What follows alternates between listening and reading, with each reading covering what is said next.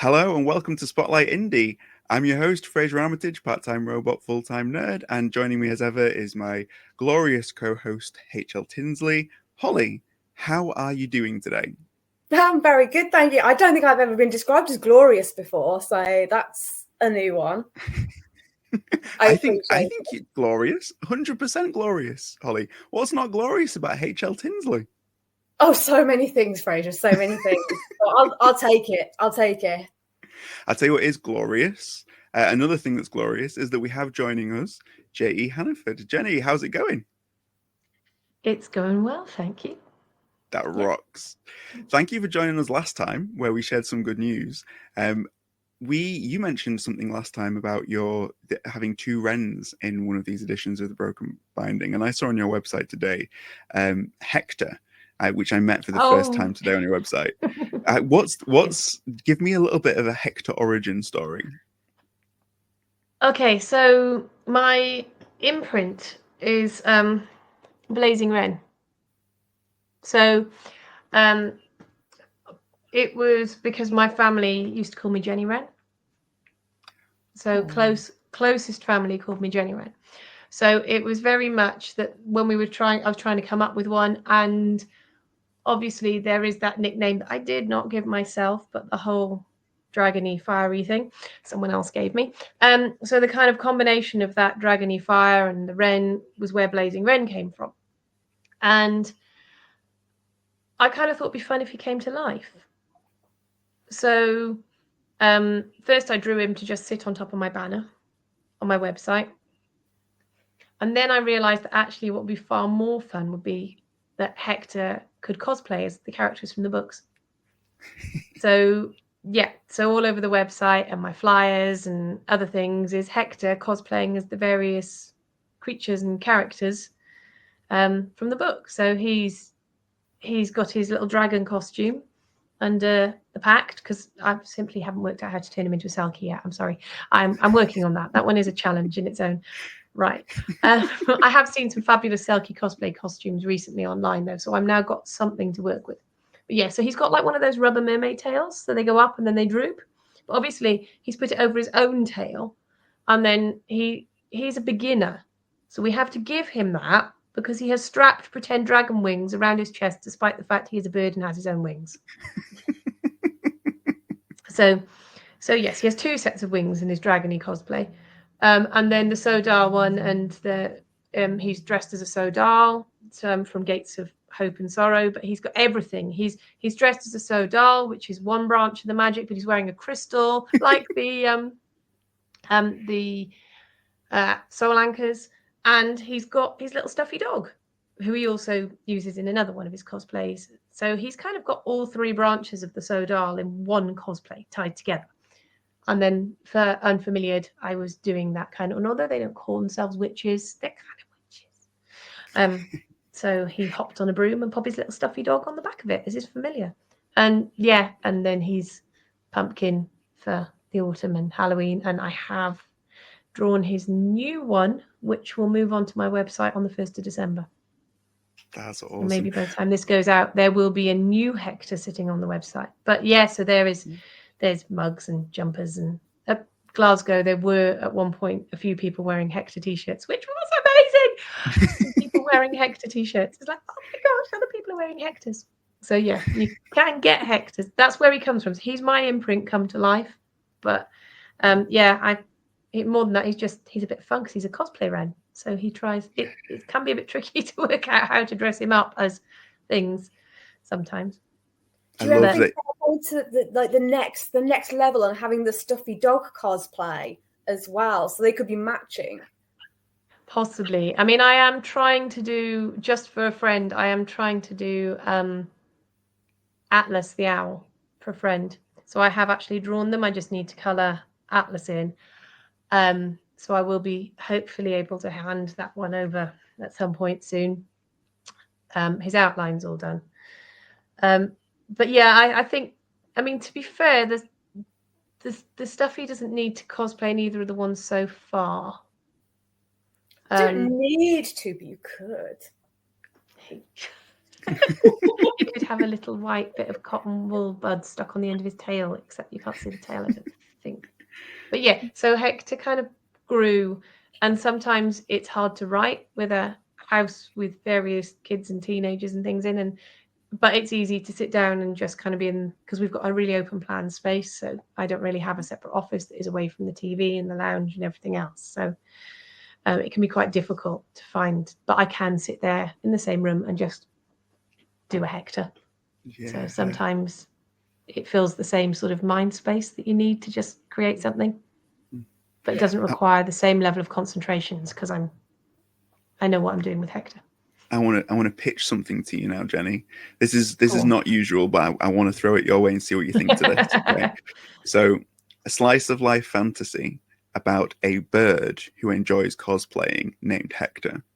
Now, wouldn't that just be like the greatest story? I have started trying to. I have been learning to animate, so I did put an animation of Hector breathing fire up at some point. That took me a while to work that one out, or opening his mouth singing. Sorry, I'm trying to learn to animate him as well because I really don't have too much to do already. But he could make quite a cute little kids book. Yeah, I think the Chronicles of Hector. I think it would 100% work. Yeah. There's a possibility. I have only got 4 different series on the go at the moment. I mean, why not add a just add another thing? It's fine. Awesome. No, it's great. It's great to hear about him because I loved looking through the website earlier as I was looking at it and seeing all of the different ways and the different merch that you've got. And yeah, Hector, there needs to be more Hector t-shirts in the world. That's for sure. They do. I probably need to change the ones on the page and put different ones up. There needs to be more hoodies at this time of year. Amazing. What we're going to do now, Jenny, is we're going to roll for insight. This is the game where the dice decides our destinies as we dive into your authorial mind. Well, I've got 4 dice here. I have a dice tray to my right. I feel like the big dice needs to go. So I have rolled. That's not going to show on camera, is it? Oh, it's a 7. It's a 7. Ooh, this is a great question. Okay, question I'll number use a 7. different dice if there's another one you can actually see. Okay. Question 7, Jenny. Which creature would you choose as your writer spirit animal? Dragon. I mean, I feel like that was too easy of a question, really. Why? What makes the dragon the ideal Jenny Hannaford writer spirit animal? Well, because I'm Welsh. Because I am a dragon. Because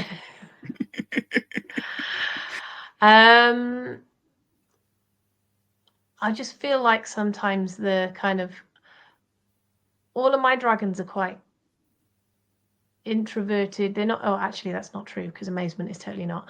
But they are like. I don't know. They just are. I can't explain it. Dragons just are. They're wonderful and they're powerful and they're inspirational and they're live for a very, very long time, which I might need if I'm ever going to finish all the books I want to write. And they like to hide in caves when they're not out pillaging. I mean, I pillage for chocolate and whiskey. They pillage for people. I'm quite happy to hide in a cave and write. That sounds perfection, to be honest. If there was a good food supply and I could just go and hide. I mean, I think that sounds fabulous. I'd go and retire to my lair. They like to hoard things, and I definitely hoard ideas. I also hoard books and board games. I'm not looking at my tower of board games, which is nearly as tall as me. And dice, apparently. That's become a bit of a hoarding problem. And shoes. And you can see where this is going. Yeah. Yeah. I feel like you're a very nice dragon, though. I feel like you'd go out and you'd pillage for your chocolate and your whiskey, but I don't think you would burn down the town. I think you'd be a respectful dragon. As long as they didn't damage my books, break my whiskey bottle, or anything like that, a bit of extra whiskey, give me a bit more heat to my fire. I like it. I think we shall bestow officially upon you, Jenny, the writer spirit animal of dragon. There it is. It's official. Thank you. Now, it probably already was anyway, but now everybody knows. So yeah, it's all good. Holly, it's your role. Right. Okay. Let's see how this is going to go. It is going to fall right down the bottom of my screen, which is not helpful, but that is a 14. 14. Okay, 14. Jenny. This is totally different tack. 14 is, what's your favorite spaceship and why? Spaceship. Yeah. That would be a dragon. So one of those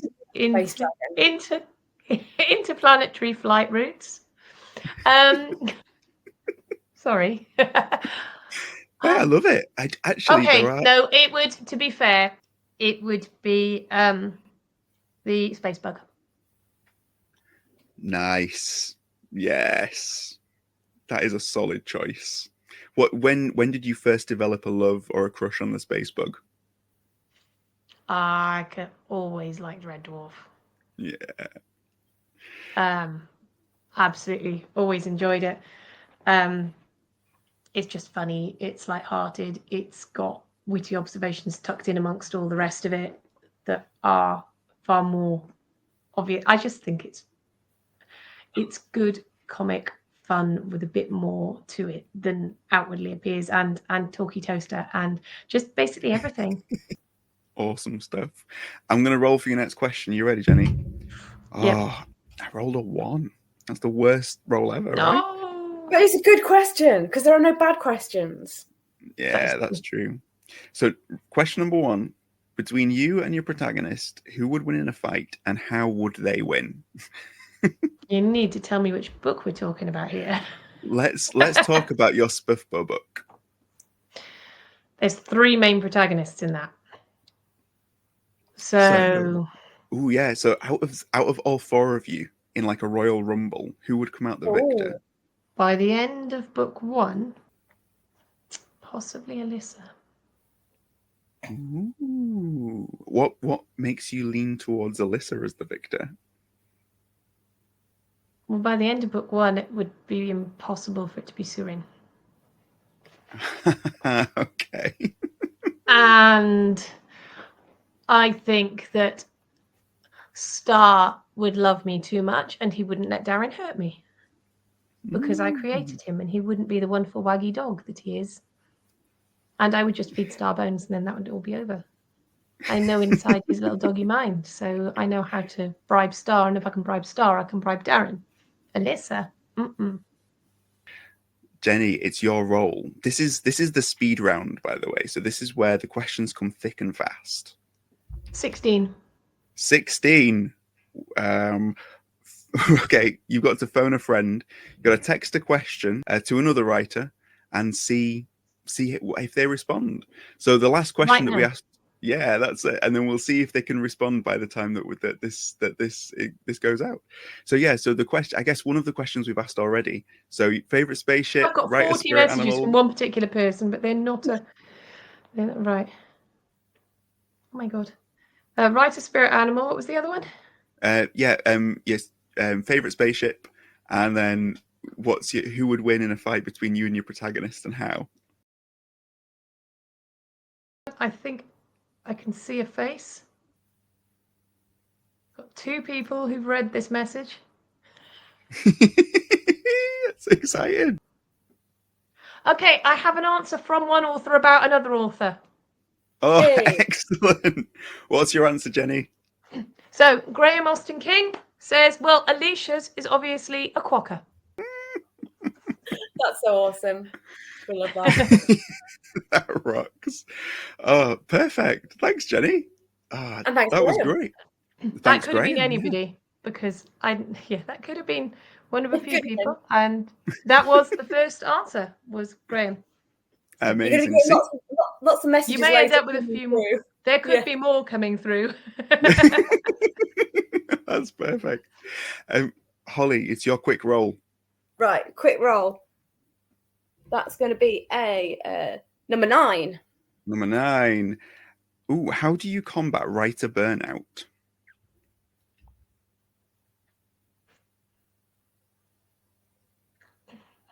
Not very well, if I'm honest.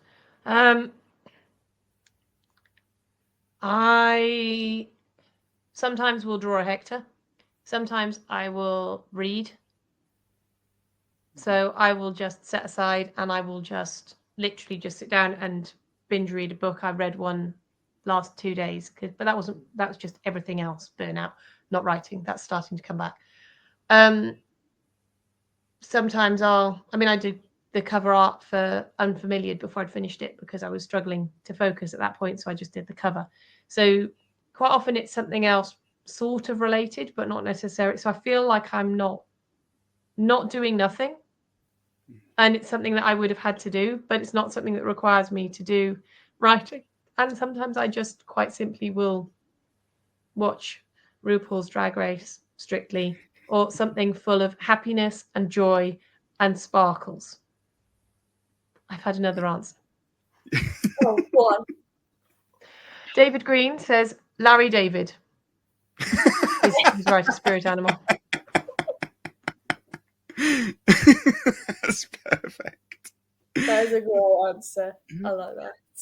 Yeah. No, there should be more sparkles in the world, Jenny. That's for sure. Sparkles are there for writers as a tool. Make use of the sparkles, right? Sparkles. Yay! It's not sparkling very well from this angle. It's actually like fiery. There you go. Ooh, yeah. Yeah, I love it. Next one. 17 is what we've rolled. Oh, this is like a question that's just for you, Jenny, this one. What's the most underrated mythical creatures, fantasy, or alien race, in your opinion? The most underrated. This one. Well, the whole reason I wrote The Skin and the Pact was because at my very first BristolCon, there was a panel on mythical creatures. And Steve McHugh said that Selkies are the most useless fantasy creatures of all. And I'd already written a short story about a Selkie at that time, and she started screaming in the back of my mind. And I was like, yeah, we're going to undo that. Yeah, my Selkies are, they're definitely not normal Selkies. They're a bit more stabby and yeah, and shapeshifter. They're based on far older folklore than the sanitized, softened southern Selkies. They're based on Finfolk, who both mermaids and Selkies diverged from as origins. So they have that ability to shapeshift a little, just enough. They have that ability that's rumoured that some of them have the ability still to heal. Some do, some don't. So that rumour that old ability is still there in some packs. So they have that old energy. So I feel that they need more love because most of the stuff still goes mermaid. I mean, there's nothing wrong with mermaids. Ida would kill me if I said otherwise, and I love Ida for mermaids. But there needs to be more Selkies that aren't just self-pitying individuals, because your children would not have reached 12 years old before you've looked for your skin and found it under the hay bale in the barn. I'm sorry. There's no way I would be sitting there for 12 years and not have searched everywhere in the entire property for my Selkie skin. Absolutely. I feel like Selkies with agency needs to be the norm, I feel. Yeah. Well, I mean, the Selkies from the north, up from the Faroes. I mean, one of those, the one with the amazing statue. I mean, she cursed the men of the island to fall from the cliffs until their bodies would ring the entire island. That's very cool. Yeah. With your just randomly on a tangent to that, I know that you on your website it mentions about you teaching biology. Yes. Does your passion for biology also like cross over into your passion for mythological creatures?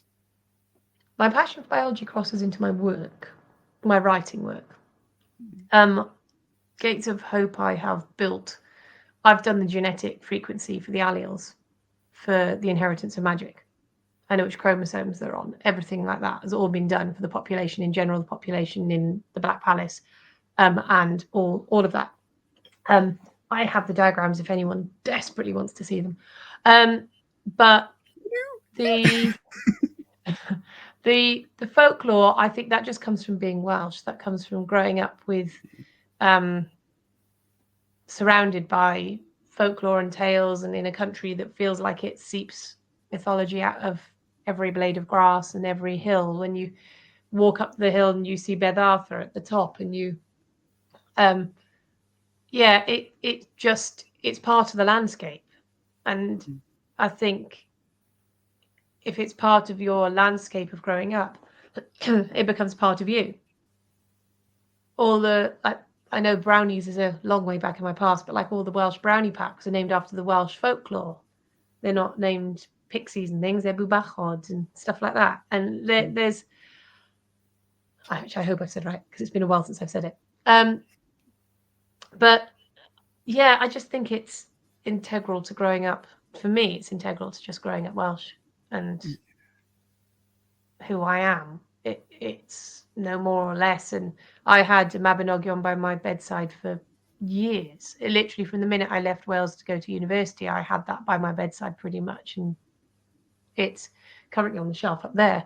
But I do have a book of Welsh folklore on the bedside table. Yeah, I was so impressed when we moved into Wales just before sort of the area that I'm in, just on the border. How the stories are so connected to everything. Like, there'd be a mountain and people would say, oh, there's a giant that lives in that mountain.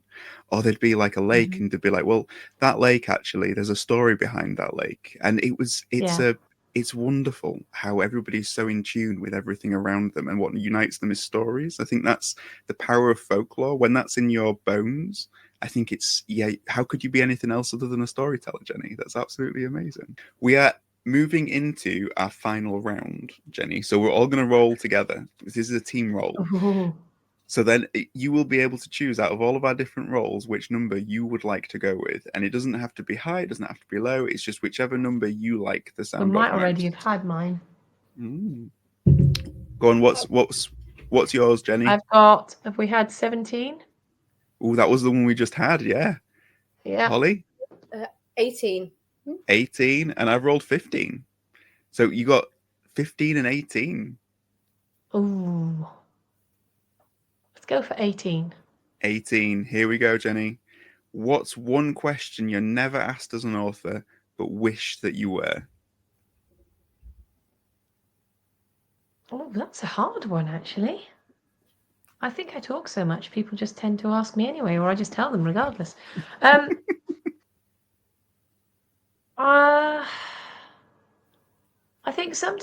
I think maybe we don't want to say which is our favourite book of what we've written, but sometimes if it's the one that you feel gets less love than others, you wish people would ask you so you can shout about it and go read this one.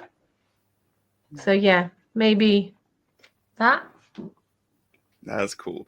Out of all of your books and your babies, which is the one that you feel you long to talk more about with your collection? I am very proud of The Pact, the second Black Hind book.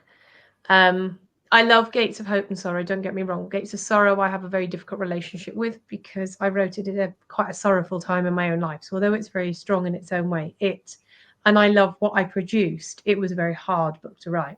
The Pact was sheer pleasure to write. It was all these old 15th century manuscripts and places, and everywhere in it is real. Every tree mentioned is real. Every stone mentioned in that book actually exists in Wales. The abbey exists. The arch exists. Everything in that fantasy book is a relic of Wales that exists, apart from like one obvious bit, but that's magical. The folklore about a foot of ground that you can see across the sea from, that is part of folklore that exists. And so weaving all of these disparate stories into a futuristic fantasy tale with Selkies and magic, and the fact that Zora kind of really comes into her own and into her power in there, and Theo has to go through some stuff. And I just love the whole book. I think I'm sure there are people who would disagree with me, because my books are very different, the two series. But I think it's one of the best books I've written from the perspective of having put all of that together and made it a coherent, tied together story, and I'm really proud of it. And I just wish more people would follow through the skin and read it all the way through to the end of the Pact, because the story is kind of a circle, and people leave it half open. I know we want people to read our first book, and you want them to read the second and the third, and you want them to follow on, but it's kind of like that. Just bring that closure to the end, and I'm just really proud of it. Those people who have read it, who are from the area it's based in, 'cause it's based in a real part of Wales, a lot of them have said they can feel the land in the story. They can see the places. They know where I'm writing about, even though it's half buried underwater and things. And I'm really proud of the fact that I brought it alive enough that even though the names are partly changed, they recognise the landscape and the places in it. That's amazing. Very cool. And it's got one of the characters that I've had some of the best praise about in some ways. I mean, obviously different kind of praise, but to be told that somebody is wonderfully terrifying, I think is a really nice thing to be told about one of your characters. Oh, absolutely. Yeah. I love character descriptions like that. When someone gives you one that's just so perfect, and it's just like it's all just of like, the lights. I wanted her to be wonderfully terrifying. I wanted her to be it's like, oh thank you. But I should be screaming about Gates of Hope and Sorrow, I know, because they're the current series, but I just wish more people would read the Pact as well. So for everybody watching who's got questions about the Pact for you, to get you talking about it and everything like that, where can they find you, Jenny? Where can they reach you? They can reach me on Blue Sky, and I will happily talk about the Pact on there. They can reach me on my website, although I don't check the email that comes from there very often. If you send something into that one, it might take me 2 weeks to read it. And they can track me down. They could even track me down on Instagram if they really wanted to, at JH Book. Awesome. Thank you so much for rolling for insight, Jenny. It was great to learn a little bit more about you and your writerly process. That's fantastic. And thank you, as always, for joining us, Holly. And thank you for tuning in. And we will see you next time, where Jenny will be helping us to prove that there's no such thing as a stupid question. See you next time.